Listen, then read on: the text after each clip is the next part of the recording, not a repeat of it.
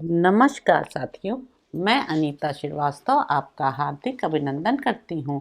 श्रीमद् वाल्मीकि रामायण में आज का प्रसंग है सुग्रीव का दक्षिण दिशा के स्थानों का परिचय देते हुए वहाँ प्रमुख वानर वीरों को भेजना। इस प्रकार वानरों की बहुत बड़ी सेना को पूर्व दिशा में प्रस्थापित करके सुग्रीव ने दक्षिण दिशा की ओर चुने हुए वानरों को, जो भली भांति परख लिए गए थे, भेजा। अग्निपुत्र नील, कपिवर हनुमान जी, ब्रह्मा जी के महाबली पुत्र जामवान, सुहोत्र, शरारी, शरगुल्म, गज, गवाक्ष, गवय, सुषेण, वृषभ, मैंद, द्विविद, सुषेण, गंधमादन, हुताशन के दो पुत्र उल्कामुख और अनंग तथा अंगद आदि प्रधान प्रधान वीरों को, जो महान वेग और पराक्रम से संपन्न थे, विशेषज्ञ वानर राज सुग्रीव ने दक्षिण की ओर जाने की आज्ञा दी। महान बलशाली अंगद को उन समस्त वानर वीरों का अगुआ बनाकर उन्हें दक्षिण दिशा में सीता की खोज का भार सौंपा। उस दिशा में जो कोई भी स्थान अत्यंत दुर्गम थे, उनका भी कपिराज सुग्रीव ने उन श्रेष्ठ वानरों को परिचय दिया। वे बोले, वानरों, तुम लोग भांति भांति के वृक्षों और लताओं से सुशोभित सहस्त्रों शिखरों वाले विंध्य पर्वत, बड़े बड़े नागों से सेवित रमणीय नर्मदा नदी, सुरम्य गोदावरी, महानदी कृष्णवेणी तथा बड़े बड़े नागों से सेवित महाभागा वर्धा आदि नदियों के तटों पर और मेखल, उत्कल एवं दसाण देश के नगरों में तथा आप्रवंती और अवंतीपुरी में भी सब जगह सीता की खोज करो। इसी प्रकार विदर्भ, ऋष्टिक, रम्य, माहसिक देश, वंग, कलिंग तथा कौशिक आदि देशों में सब ओर देखभाल करके पर्वत, नदी और गुफाओं सहित समूचे दंडकारण्य में छानबीन करना। वहाँ जो गोदावरी नदी है, उसमें सब ओर बारंबार देखना। इसी प्रकार आंध्र, प्रोंड्र, चोल, पांड्य तथा केरल आदि देशों में भी ढूंढना। तदंतर अनेक धातुओं से अलंकृत अयोमुख पर्वत पर भी जाना। उसके शिखर बड़े विचित्र हैं। वह शोभाशाली पर्वत फूले हुए विचित्र काननों से युक्त है। उसके सभी स्थानों में सुंदर चंदन के वन हैं। उस महापर्वत मालय पर सीता की अच्छी तरह खोज करना। तत्पश्चात स्वच्छ जल वाली दिव्य नदी कावेरी को देखना, जहाँ अप्सराएं विहार करती हैं। उस प्रसिद्ध मलय पर्वत के शिखर पर बैठे हुए सूर्य के समान महान तेज से संपन्न मुनि श्रेष्ठ अगस्त्य का दर्शन करना। इसके बाद उन प्रसन्नचित महात्मा से आज्ञा लेकर ग्राहों से सेवित महानदी ताम्रपर्णी को पार करना। उसके द्वीप और जल विचित्र चंदन वनों से आच्छादित हैं, अतः वह सुंदर साड़ी से विभूषित युवती प्रेसी की भांति अपने प्रियतम समुद्र से मिलती है। वानरों, वहां से आगे बढ़ने पर तुम लोग पांड्यवंशी राजाओं के नगर द्वार पर लगे हुए सुवर्णमय कपाट का दर्शन करोगे, जो मुक्तावणियों से विभूषित एवं दिव्य है। तत्पश्चात समुद्र के तट पर जाकर उसे पार करने के संबंध में अपने कर्तव्य का भली भांति निश्चय करके उसका पालन करना। महर्षि अगस्त ने समुद्र के भीतर एक सुंदर सुवर्णमय पर्वत को स्थापित किया है, जो महेंद्रगिरी के नाम से विख्यात है। उसके शिखर तथा वहाँ के वृक्ष विचित्र शोभा से संपन्न है। वह शोभाशाली पर्वत श्रेष्ठ समुद्र के भीतर गहराई तक घुसा हुआ है। नाना प्रकार के खिले हुए वृक्ष और लताएं उस पर्वत की शोभा बढ़ाती हैं।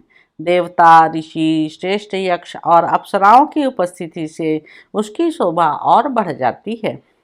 सिद्धों और चारणों के समुदाय वहाँ सब ओर फैले रहते हैं।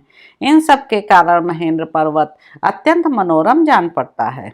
सहस्त्र नेत्रधारी इंद्र प्रत्येक पर्व के दिन उस पर्वत पर पदार्पण करते हैं।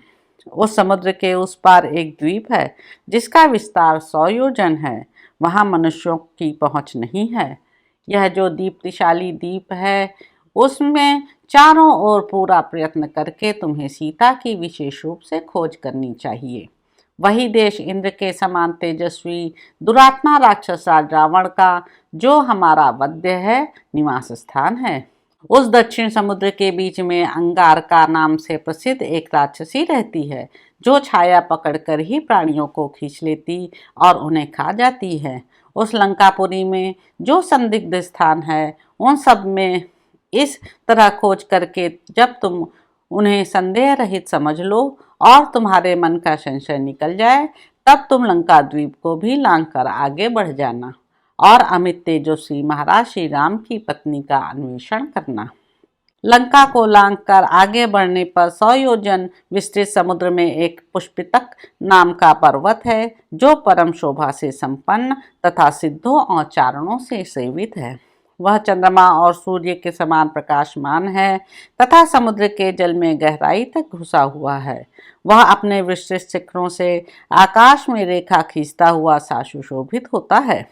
उस पर्वत का एक सुवर्णमय शिखर है जिसका प्रतिदिन सूर्यदेव सेवन करते हैं। उसी प्रकार इसका एक रजतमय श्वेत शिखर है जिसका चंद्रमा सेवन करते हैं। कृतघ्न, निशंस और नास्तिक पुरुष उस पर्वत शिखर को नहीं देख पाते हैं। वानरों, तुम लोग मस्तक झुकाकर उस पर्वत को प्रणाम करना और वहां सब ओर सीता को ढूंढना। उस दुर्धर्ष पर्वत को लांघ कर आगे बढ़ने पर सूर्यवान नामक पर्वत मिलेगा। वहां जाने का मार्ग बड़ा दुर्गम है और वह पुष्पितक से 14 योजन दूर है। सूर्यवान को लांघ कर जब तुम लोग आगे जाओगे तब तुम्हें वैद्युत नामक पर्वत मिलेगा। वहां के वृक्ष संपूर्ण मनोवांछित फलों से युक्त और सभी ऋतुओं में मनोहर शोभा से संपन्न है। वानरों, उनसे सुशोभित वैद्युत पर्वत पर उत्तम फल मूल खाकर और सेवन करने योग्य मधु पीकर तुम लोग आगे जाना। फिर कुंजर नामक पर्वत दिखाई देगा जो नेत्रों और मन को भी अत्यंत प्रिय लगने वाला है। उसके ऊपर विश्वकर्मा का बनाया हुआ महर्षि अगस्त्य का एक सुंदर भवन है। कुंजर पर्वत पर बना हुआ अगस्त्य का वह दिव्य भवन सुवर्णमय तथा नाना प्रकार के रत्नों से विभूषित है। उसका विस्तार 1 योजन का और ऊंचाई 10 योजन की है। उसी पर्वत पर सर्पों की निवास भूता एक नगरी है जिसका नाम भोगवती है। यह पूरी दुर्जय है। उसकी सड़कें बहुत बड़ी और विस्तृत हैं। वह सब ओर से सुरक्षित है। तीखी दाढ़ वाले महाविषैले भयंकर सर्प उसकी रक्षा करते हैं। उस भोगवतीपुरी में महाभयंकर सर्पराज वासुकी निवास करते हैं। तुम्हें विशेष रूप से उस भोगवतीपुरी में प्रवेश करके वहां सीता की खोज करनी चाहिए। उस पुरी में जो गुप्त एवं व्यवधान रहित स्थान हो उन सब में सीता का अन्वेषण करना चाहिए। उस प्रदेश को लांघ कर आगे बढ़ने पर तुम्हें ऋषभ नामक महान पर्वत मिलेगा। वह शोभाशाली ऋषभ पर्वत संपूर्ण रत्नों से भरा हुआ है। वहाँ गोशीर्षक, पद्मक, हरिश्याम आदि नामों वाला दिव्य चंदन उत्पन्न होता है। वह चंदन वृक्ष अग्नि के समान प्रज्वलित होता रहता है। उस चंदन को देखकर कदापि तुम्हें उसका स्पर्श नहीं करना चाहिए, क्योंकि रोहित नाम वाले गंधर्व उस घोर वन की रक्षा करते हैं। वहाँ सूर्य के समान कांतिमान 5 गंधर्व राज रहते हैं। उनके नाम ये हैं: शैलूष, ग्रामणी, शिक्ष, शुक और वभ्रु। उस ऋषभ से आगे पृथ्वी की अंतिम सीमा पर सूर्य, चंद्रमा तथा अग्नि के तुल्य तेजस्वी पूर्णकर्मा पुरुषों का निवास स्थान है। अतः वहाँ दुर्धर्ष स्वर्ग विजयी पुरुष ही वास करते हैं। उससे आगे अत्यंत भयानक पितृलोक है। वहाँ तुम लोगों को नहीं जाना चाहिए। वह भूमि यमराज की राजधानी है जो कष्टप्रद अंधकार से आच्छादित है। वीर वानर पुंगवों, बस दक्षिण दिशा में इतनी ही दूर तक तुम्हें जाना और खोजना है। उससे आगे पहुंचना असंभव है, क्योंकि उधर जंगम प्राणियों की गति नहीं है। इन सब स्थानों में अच्छी तरह देखभाल करके और भी जो स्थान अन्वेषण के योग्य दिखाई दे, वहां भी विदेह कुमारी का पता लगाना। तदंतर तुम सबको लौट आना चाहिए। जो 1 मास पूर्ण होने पर सबसे पहले यहाँ आकर यह कहेगा कि मैंने सीता जी का दर्शन किया है, वह मेरे समान वैभव से संपन्न हो, भोग्य पदार्थों का अनुभव करता हुआ सुखपूर्वक विहार करेगा। उससे बढ़कर प्रिय मेरे लिए दूसरा कोई नहीं होगा। वह मेरे लिए प्राणों से भी बढ़कर प्यारा होगा तथा अनेक बार अपराध किया हो तो भी वह मेरा बंधु होकर रहेगा। तुम सबके बल और पराक्रम असीम हैं। तुम विशेष गुणशाली उत्तम कुलों में उत्पन्न हुए हो। राजकुमारी सीता का जिस प्रकार भी पता मिल सके उसके अनुरूप उच्च कोटि का पुरुषार्थ आरंभ करो। तो इस प्रकार साथियों, किष्किंधा कांड में निहित 41वां सर्ग यहाँ पर समाप्त होता है। आशा है आपको यह अच्छा लग रहा होगा। मेरे YouTube चैनल संवाद विद अनीता को लाइक करें, शेयर करें, सब्सक्राइब करें। धन्यवाद साथियों।